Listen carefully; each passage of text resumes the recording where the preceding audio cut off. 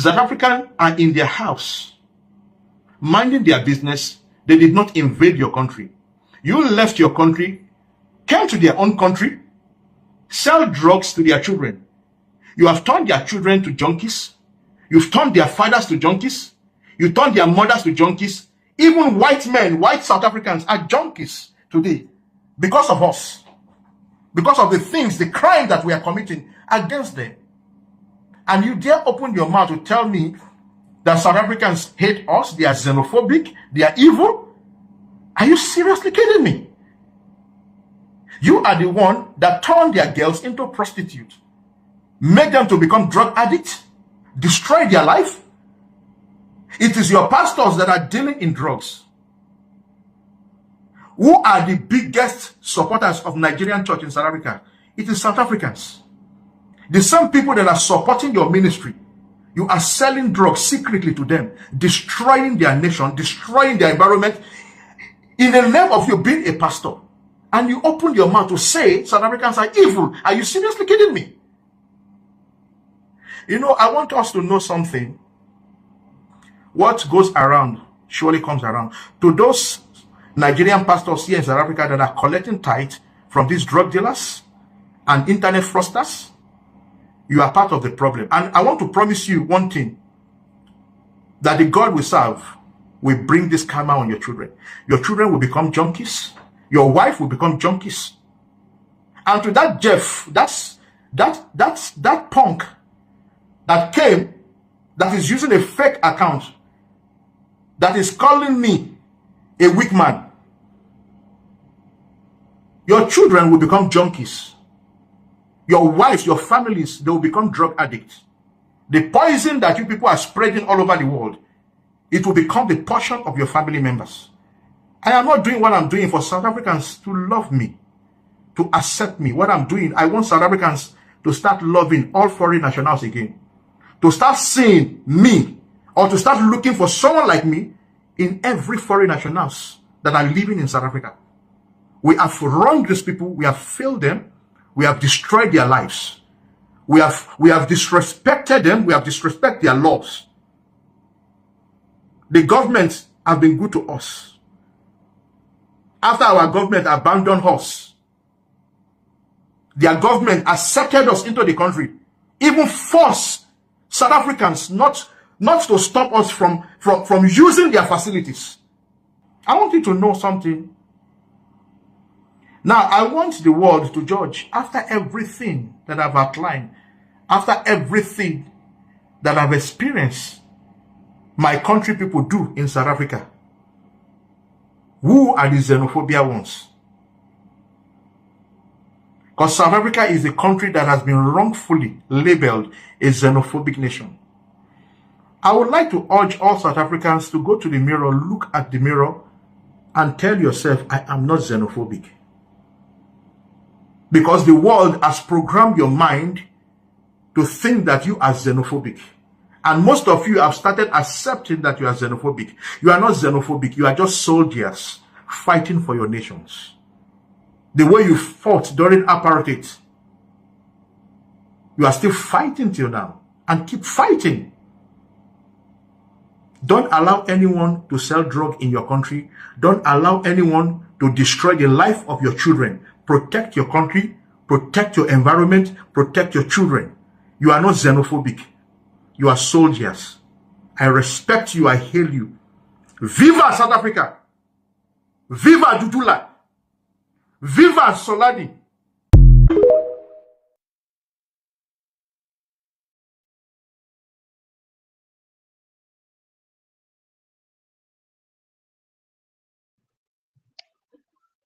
Well, yeah, I had to play it from the horse's mouth because I know how the Jolloffs get very defensive as soon as you catch on to their scam. We've said many times that Pan-Africanism is one of the biggest scams. Anybody that's trying to centralize power in Africa is trying to loot. That's why you see politicians and globalists pushing for One Africa, one Africa, we must be one Africa. The people saying one Africa, I'm telling you right now, guys, are the weakest, most cowardly men in Africa. Weak, cowardly. They refuse to fight for their own countries. Now they want to rebrand themselves as Pan Africanists, fighting for one Africa, one Africa. If you were fighting for one Africa, you would be in Sudan and Congo right now, fighting for peace, risking your life for Pan Africanism. But one thing we know about these types of men, they don't have it in them to make a sacrifice for the greater good. Theirs is to sacrifice others for their own personal benefit. Same as the politicians. These guys are cut from the same cloth. They've got the same mindset. They're all cowards. They're weak. They are runners. African men are weak. They are runners. Other men have conquered. Other men have militaries, weapons, nuclear weapons. There's an actual threat of violence, actual threat of war with men from other cultures. All African men can do is try to scam their way through life. Nobody fears African men. Nobody respects African men. Why? African men are weak. Weak. Now, this obviously is a statement with some exceptions. For example, South African men, like the gentleman just described in the video, South African men predominantly they stay in their country. They're not their ambition or our ambition is not to run away. We're not runners, right? You can question us in other areas, maybe. You can question the are we strong? Are we weak? Yes. But runners and cowards, never. That one you cannot call us that. If you want to talk about the politicians that ran into exile during apartheid, you're talking about a handful of South African men who today are holding our country hostage with corruption. We don't want those men, they don't represent us. The majority of us do not believe in running. We don't see success as going to the country that another man has built and claiming that you have made it because you are enjoying the solutions and the infrastructure that another man built. Have you no shame? Have you no shame to go to something another man built and declare that to be your success? This is what you find with the Jolloffs, right? Remember, I said there are exceptions to the statement when I say African men are weak and runners, because there are countries where the men stay in their country, fight, challenge their government, sacrifice and risk their lives to fight for a better future for their children, not by running to another man's country to go be subservient to their system, but building systems in their own country, coming up with solutions in their own country. One of the signs that shows you that a man does not have a plan is when he runs away. A man that runs doesn't have a plan. He can't figure things out. He doesn't have solutions. And then African men wonder why black women disrespect them. Of course, you deserve to be disrespected. What solutions have you come up with? What innovations are we dependent on you for, African man? And I'm saying this to provoke you into action.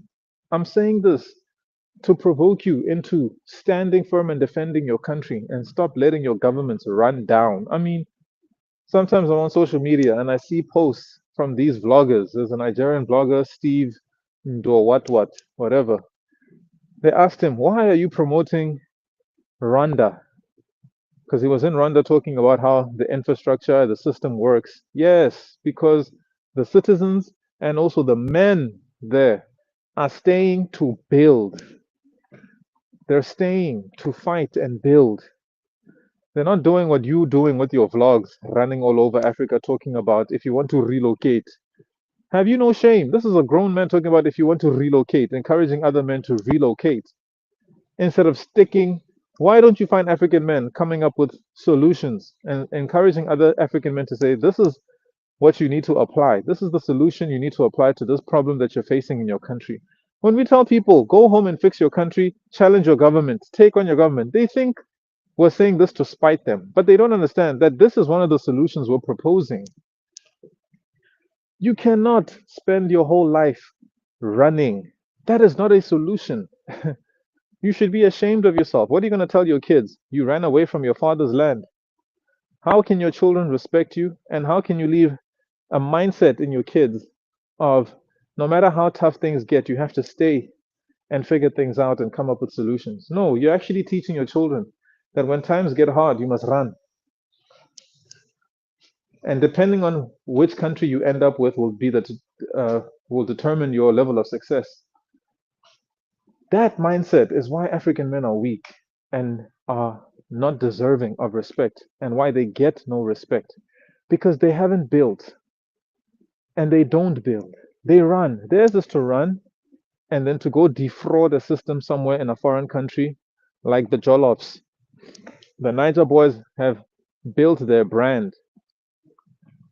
Jollof men have built their brand on running to other people's countries, poisoning the people there with powder to enrich themselves. And then here's the kicker.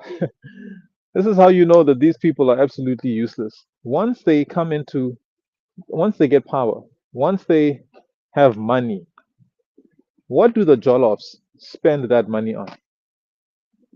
You see, a man with any integrity or vision, once he comes into that type of money, will try to establish or build things that are generationally beneficial.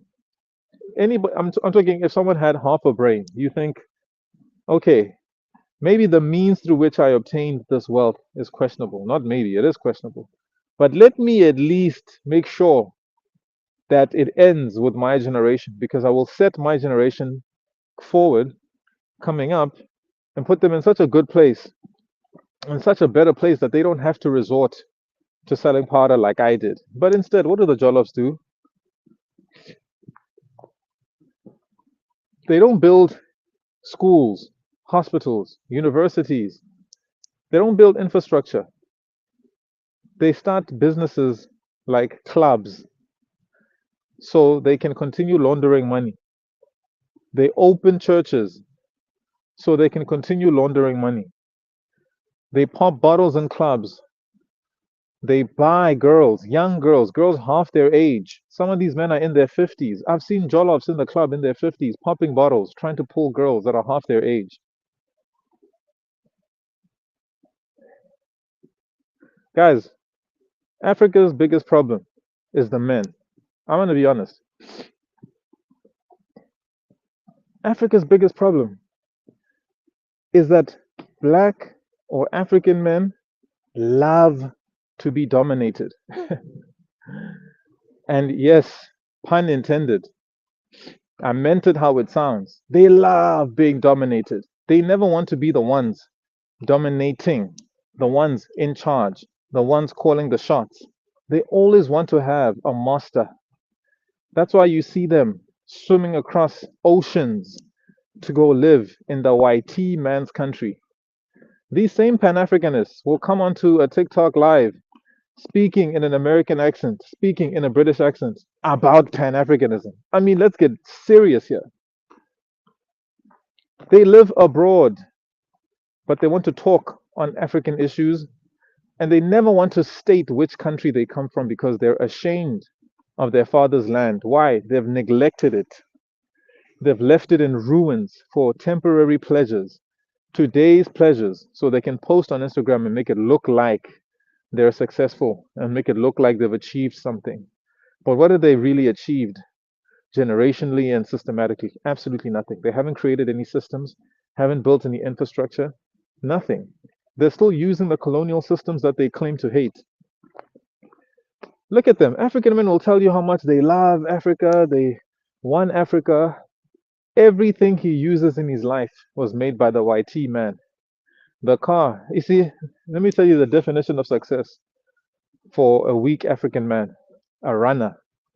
Success to him is being able to afford what other men from other cultures have built. I'm going to say that again. Success to a weak African man is being able to afford things that other men from other cultures have built. They take no pride in what they've built because they've built nothing. They've conquered nothing. You see this invasion taking place by the Jolloffs all over the world. These guys are using their member, their penis, to try to take over by impregnating as many women in foreign countries as they can. That's their idea of invading, is creating these half-breed children and forcing governments now, putting them in a tight spot regarding deportation and immigration laws. This is how weak these men are. They're not building things that people need, creating things that people need. They're trying to scam their way into the system because they can't build their own systems. They are weak. They come to your country, they sell powder, they get your children addicted. You know, one of the most annoying things, these Jolloffs will come to South Africa and say, "Why aren't you fighting the YT man?" As if they hate the YT man. Meanwhile, he's driving a car that the YT man made for him, using a phone that the YT man made for him, wearing the brands that the YT man made. But they'll come to South Africa and say, "You guys must fight the YT man. You must fight the white man." Again, how do we fight the white man when you are selling powder to our children? Our army, right, is the very kids that you guys have on powder, addicted to powder.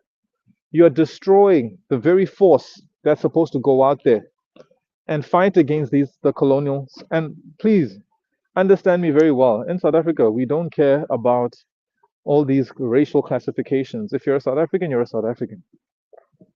And I'm not talking through naturalization. I'm talking, we have a history in this country. South Africans understand what I'm talking about. We know who the South Africans are, right? We know the cultures in South Africa, right? So we're not talking about these naturalized people, Mafikizolo, that just arrived yesterday, that are trying to claim that they're South Africans. We've got many imposters from Zimbabwe, Nigeria, etc., that are claiming that they're South African, and we're not fooled. You guys are not South African. You Mozambicans, Zambians that are trying to claim you're not South African. Stop. Be proud of where you come from, your father's homeland. Stop claiming. I'm talking about authentic South Africans. They know who they are. These guys, they come and they say, YT man is your problem. And we're not fighting YT man or the white man. We're fighting a colonial structure and system that needs to be altered. It needs to be altered, right?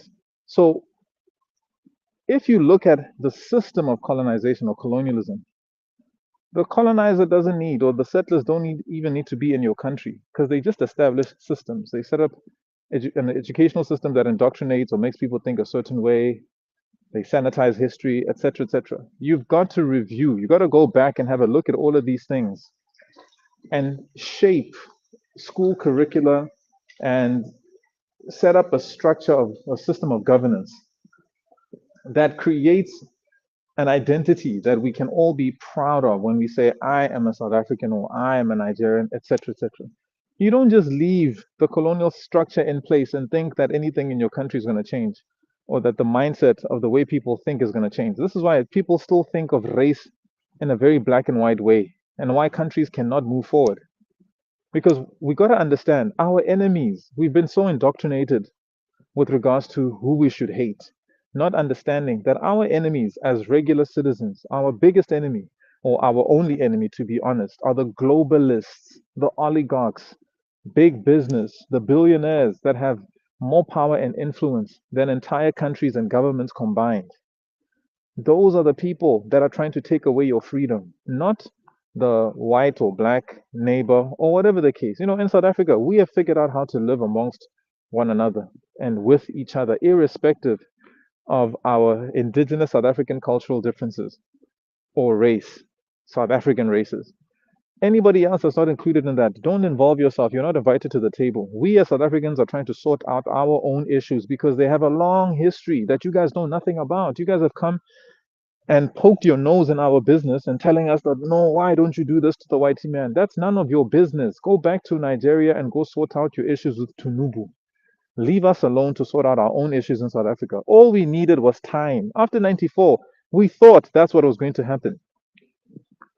For us to resolve these matters in a diplomatic way, understanding, right, the 400 years or the 400 year colonial history that we have, and how we were going to heal together as a nation and heal these scars. We never got that opportunity. Instead, our borders were opened for intruders and invaders to come in and start declaring and telling us what we should do with our own country. We didn't ask for that. We didn't ask for scientists and engineers to come from Nigeria to come and tell us what to do. We didn't ask for educated people from Zimbabwe to come. No, your country needs you more than we need you here in South Africa. We're doing just fine here. We're the youngest to receive our freedom here on the African continent. And yet everybody's running away, coming to our country to come and dictate to us how things should happen. But when you look at their countries, you ask yourself, why didn't you use the same advice to fix your own country? It cannot be that South Africa is the solution to your failed nations. And the fact that you guys have given up on your nations and that your only solution, instead of saying, let's fix our own countries, your only solution is no, South Africa must stop being xenophobic. That's not the solution. You are blackmailing us. You are gaslighting us into accepting your failures as our failures. You guys had your independence while we were experiencing apartheid. What did you do with it? You did nothing. You've embarrassed your ancestors. You've embarrassed your fathers and forefathers are rolling in their graves because when they fought, thinking that when they pass the torch to you, you guys will continue to fight, only to realize, only to see what you guys have become today, runners, abandoning your father's land. Some of you, you have your land. The government owns it. You can't even own land privately in your own country. It's owned by the government. You guys haven't reformed or changed anything in your laws or constitution to amend these things. Nothing. You run away to other men's lands, but you claim in your country you have land. No, you don't. You don't. Some of you have allowed criminal syndicates to abuse you in your own countries, mafias to abuse you in your own countries. As men, you've watched it happen, you've allowed it to happen, and your only solution has been to run away. Weak men that don't deserve to be given a voice or a platform. You don't deserve to be heard out. You guys must go be enlisted in the military and taught discipline because one of the other biggest weaknesses of an African man is that he cannot think beyond his dick. He cannot think beyond his sexual desires. That's why I told you the Jolloffs, the Niger boys, have absolutely zero ambition and desire to build anything. As soon as they get money, the first thing they do, they pop bottles and they buy women. You find them in clubs at the age of 50, 60 years old, throwing money at people. That's what these guys do with money because their brains don't work. They can't think. Let's build things.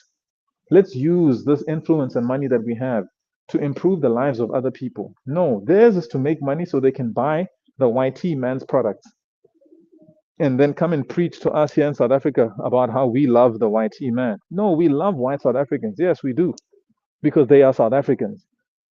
Other people are not invited to that table. You can be mad about it. Be mad and pretend as if, oh, why do we love the white? You love the YT man. You drive a YT man's car. You wear his clothes. You use the YT man's cell phone, laptop, computer. Your whole life revolves around products that have been made available to you by the YT man. You don't have a problem using the YT man's things. You fly in the YT man's airplanes and airlines. You live in the YT man's country. Some of you have the YT man's accent. You run to Canada. You swim across oceans to America, to Europe, to go get the YT man's passport. Don't come in South Africa and tell us nonsense. You people are not, you are beside yourself with hypocrisy. It is unbelievable that you have the nerve to open your mouth to us, South African men who are in our own countries.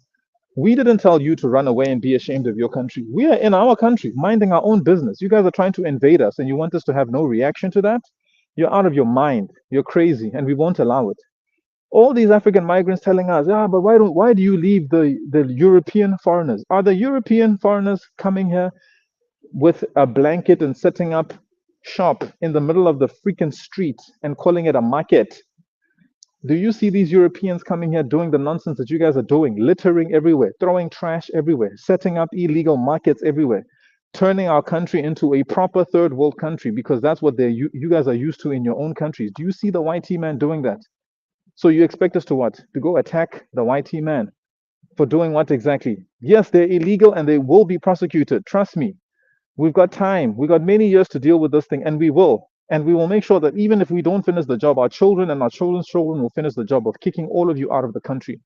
We are invested in this thing generationally. You will not disrespect us and think you will walk all over us, blackmail us, emotionally abuse us, and there'll be no repercussions for it. We will not forget. Trust me. We will write about this in history books, what you guys did when we opened our borders. We opened our hearts to you. We gave you guys a second chance, another chance to have a good life because in your own countries you were getting abused even though you had independence. You guys, during apartheid, were fighting to enter into South Africa. Even though you guys had liberation, you were free in your own countries, but begging to enter into South Africa so you could be under apartheid. Yes, it's true.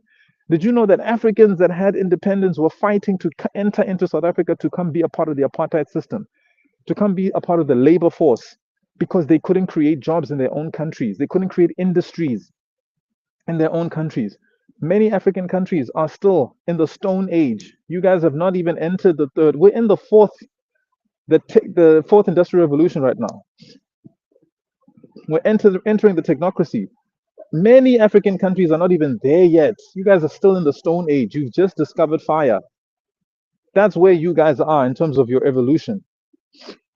You can't even build academic institutions and create curriculum in your mother tongue. All of the institutions you have are the colonial ones that are still teaching in English. 60 years after independence, 65 years after your independence, you African men are useless. You've done nothing. You've built nothing. You've created nothing. You do not deserve respect. You don't command respect in a room. And that's why nobody respects you, including African women. That's why scrawny European men can come into Africa and take your women.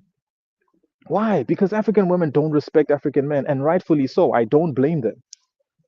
If African men carried themselves with even an ounce of dignity and pride and self respect and showed strength and honor in defending their father's land, I promise you, you'd get a lot more respect.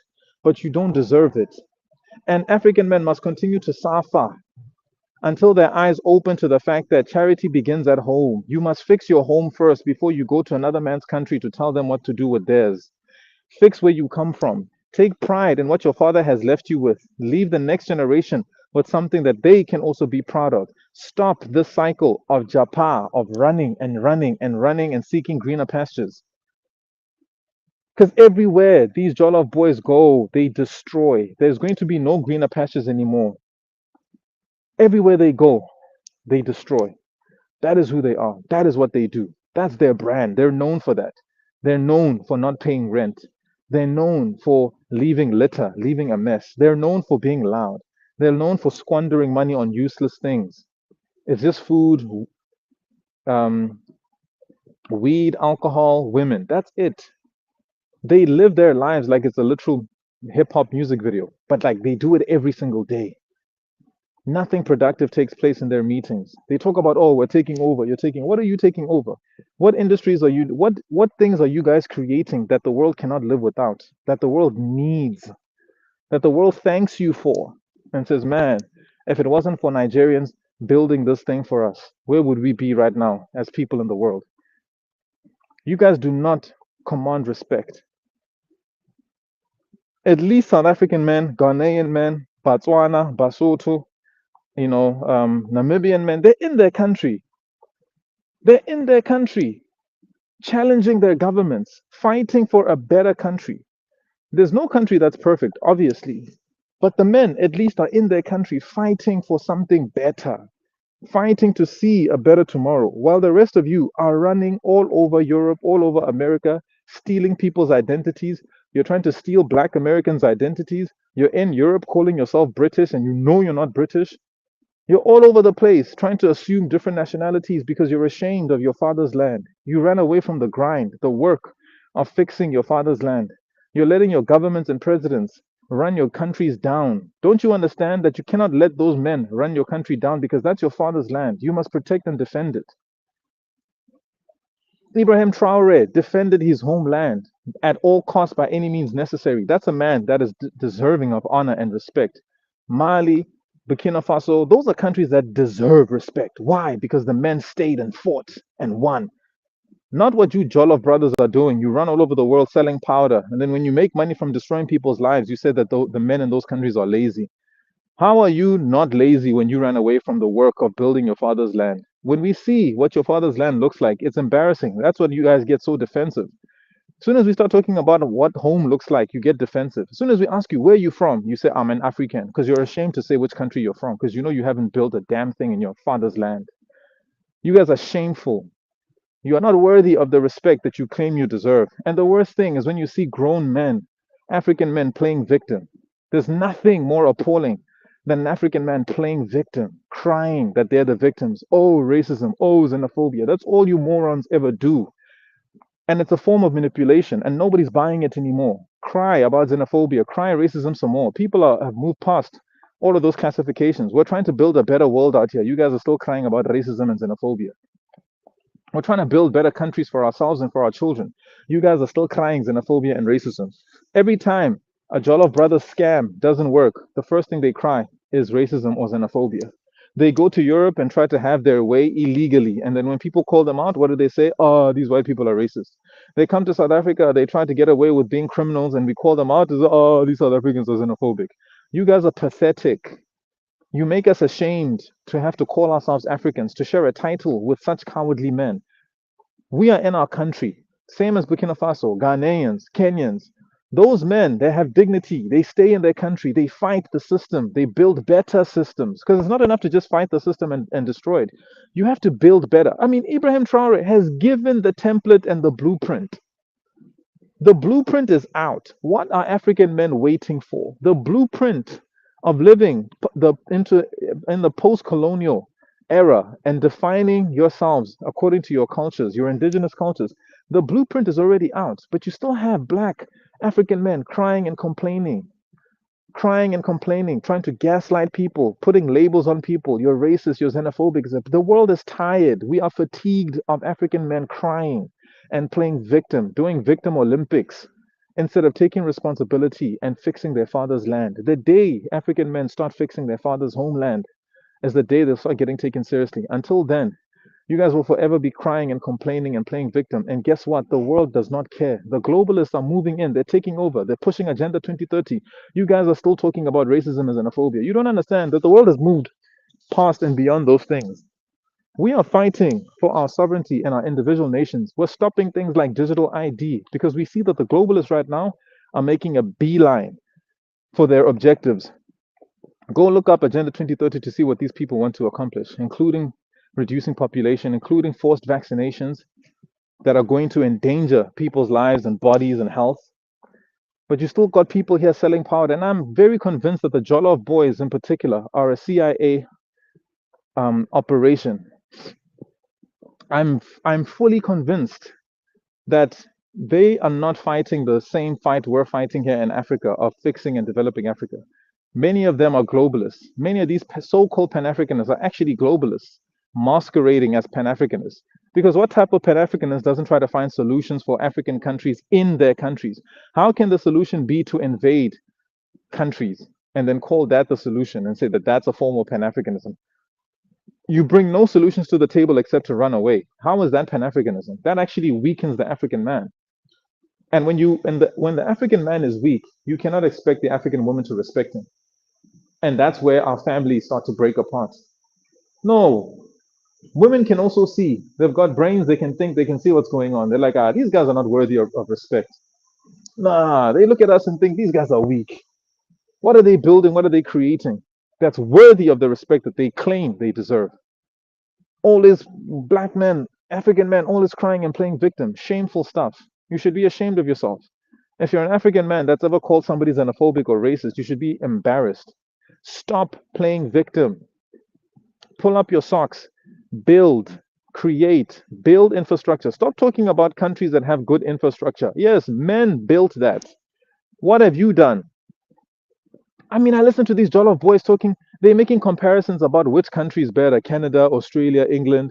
They say, no, this one has better infrastructure, this one is more peaceful, forgetting that these things didn't fall out of the sky. People had to fight in wars to create these things. People had to fight to create these systems. But the mentality of the typical African man is so poor. He thinks all good things just fall out of the sky or all things are just based off of luck. He doesn't understand things have to be earned. You have to earn it. And if you say, oh, but the colonizer did it, yeah, but he created systems. That's called dominating. Why don't you also create your own systems and dominate? You can try. If you want to be colonizers and invaders, go. Go and try it. But then when those people show you flames in their countries, don't cry xenophobia. Don't cry racism. I get it, you try to be tough. You go to people's countries, you say, ah, we're taking over. Then when you get your ass beat, don't come and cry xenophobia. Nobody has time to listen to that nonsense. You want to be tough? Then be tough. Take your beating like a man. And I'm telling you, all these, let me not go there, but I'm telling you, all you Pan Africanists, all you One Africa people that think you're tough here in South Africa, you got another thing coming. And don't cry xenophobia. You tough, right? You tough, right? Yeah, you good. Stay like that. Stay tough. Stay tough. Stay tough. Don't turn around and start crying xenophobia when we deal with you. You tough. 2008, you guys were here crying. Yeah, there's xenophobia. Yeah. You were crying, going to all over the world, crying to newspapers, talking about South Africa as xenophobic. But you try to be tough, right? Okay, so if you tough, stay tough. When we're dealing with you, stay tough. Don't cry. Because we're tired of begging. We've been nice to you guys for 30 years, asking you very politely, stop committing crime in our country. They say, oh, but you guys already commit crime. So why are you adding to it? Imagine the mentality of the African man. He thinks, so if you break a plate in your own kitchen at home, so that is an invitation for me to come to your kitchen and also break plates and say, ah, but you also break plates. This is how stupid some African men are. They think because the country has problems, you should therefore come and add to the problems there, as opposed to being a solution. Another example is they say, oh, the YT man, the YT man. Why don't you go after the YT man? Why don't you go after the YT man? Because you're the one that has a problem with him. You guys come to South Africa, you partner with the YT man, you do business with the YT man, but then you tell us we must go and attack him. Huh? While you're selling powder to our kids. So we must ignore you unaliving our children to go focus on the YT man that's minding his own business. You're out of your mind. You're littering on our streets. You're making everything dirty. You're setting up informal markets. You've got counterfeit goods, counterfeit secondhand clothing. Nonsense. Everywhere you look in our communities, you guys are there infesting our communities, polluting our cultures. And we have to what? Keep quiet about it and chase after the YT man. You're out of your mind. You are out of your mind. You guys don't have working brains. That's why you can't build anything. I believe the studies that say that a quarter of you are mentally deformed in Niger. Probably half, because you guys can't even take a census. You guys can't even count your population, but you want to open your mouth about other countries. Hey, YT man, YT man. It's all reverse psychology. And unfortunately, the world has caught on to you guys. All the tactics, the reverse psychology, the gaslighting, it doesn't work. It's not working anymore. So now you're playing victims and saying we're being targeted. Yeah, we're the anti-Nigerian sentiment. We are being targeted. No, the chickens have come home to roost and the walls are closing in on your scams. The world has caught up to how you function. You no longer have the space and the room to deceive people and to destroy their lives. That's your biggest problem. That's what you're mad about. And anybody else that conveys this similar Jollof mindset and mentality, don't even try it. Don't even try it. Zimbabweans are small boys. Those are small ones. They try to be like the Jollof boys. Any other African country that's full of cowards that think like this, we're going to deal with you one by one. And we've got time. Trust me, we're in our country. We're relaxed. We've got time to deal with you guys. The truth is coming out about all the different syndicates. Everything is being exposed. And this is only the beginning. Trust me. There's a long road ahead for you guys that want to be stubborn and continue to stay in South Africa, even though we've told you, go home and go build your father's land and leave us alone. We no longer want to entertain you guys as guests anymore. Go home. Africa does not belong to you. You cannot say, one Africa, we are one. No, go home. We don't want you here. It's not hard to understand. South Africa is our territory.